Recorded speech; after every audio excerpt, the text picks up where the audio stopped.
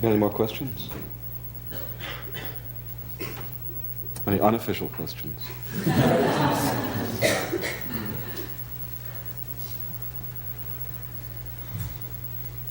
Well, this isn't a question, it's just a... I just wanted to tell you how much I love you and how grateful I am for this wonderful occasion that created now an attention for all of us and all the other devotees here. Okay. I'm always interested in the language people use when they tell that to me.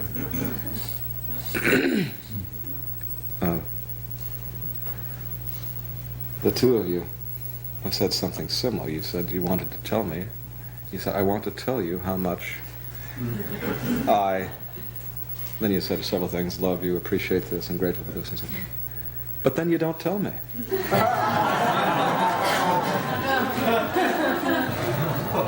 I think it's because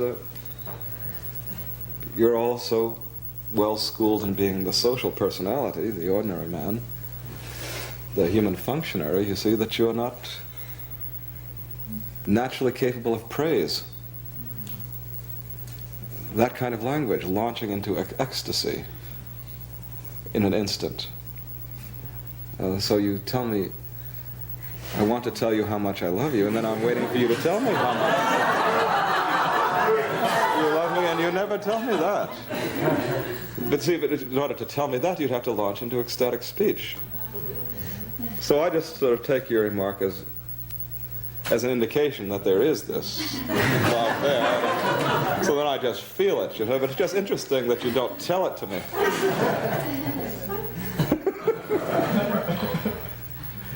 Oh Lord, I love you. But how much?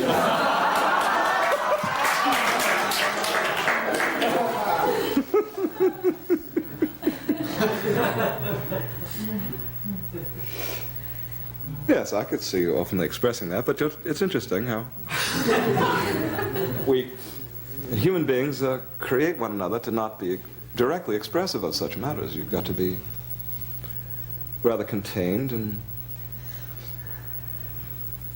you're not supposed to get ecstatic. You're supposed to be orderly.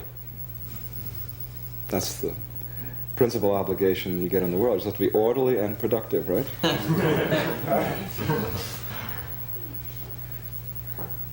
And there's something important about that notion. I mean, that's not altogether a bad expectation.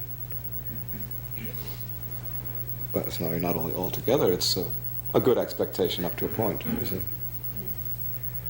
But there's certainly other aspects of life which we also should be cultivating in one another, and most people are not getting such an education.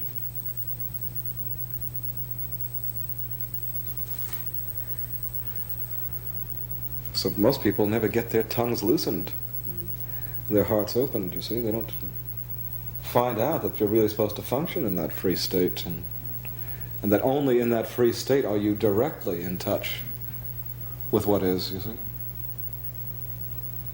So human beings must become capable of praise, ecstatic speech, emotional confession, without any self-consciousness at all, you see. And you must become capable of this in all of your relationships, certainly in relation to me, but also in all of your intimacies. In your marriages, for instance.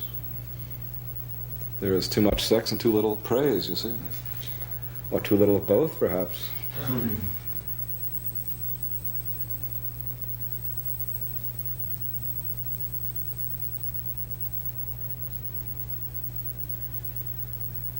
But just think of how much of your talk is orderly accounting for grocery lists and the universe, and how much of it is praise. How much of it is the speech of love, you see, the free speech. Well, you as devotees, of course, have a lot more of this free speech in your life. You can also see your inhibition.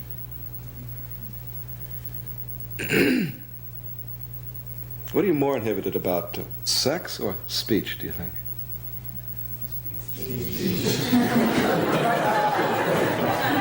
You're more modest about speech than you are about sex. Especially speech during sex.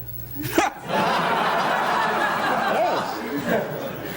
And you discover a lot of energy is released when you start talking when you're sexing.